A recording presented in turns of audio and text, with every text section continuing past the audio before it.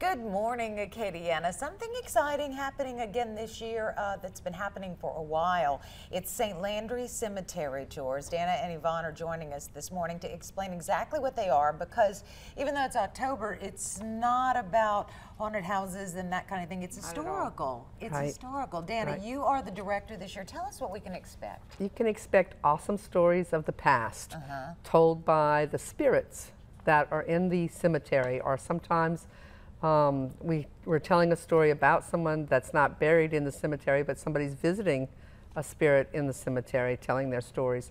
And it's all stories from the past. It's all historically true, sometimes embedded with a little bit, but we do our research and our characters come out and bring the stories of our past forward. Now this is at St. Landry Catholic Church in Opelousas, correct? Which is where? On Union Street. Everybody knows where the big red church is in Opelousas, and the cemetery is right on the side of it. So all you got to do is get there. You'll pass Holy Ghost Catholic Church on Union Street to get there, and it's the next thing. You can either run right into it. Okay, sounds good. Now, how far back in history does this go?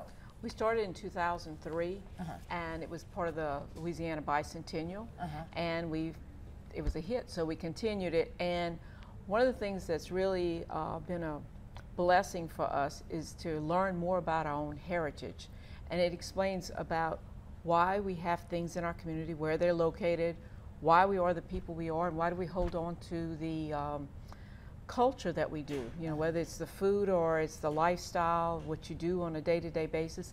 It all goes back to our history, and so people are learning about that and seeing the connection between one family to another family, and what each culture within the citizenry, what it brings to our Opelousas and the area. So it's been a really educational process for all of us. It starts this weekend. That's correct. The 14th and 15th, and then continues next weekend, the 21st and 22nd. Correct. What times during the day?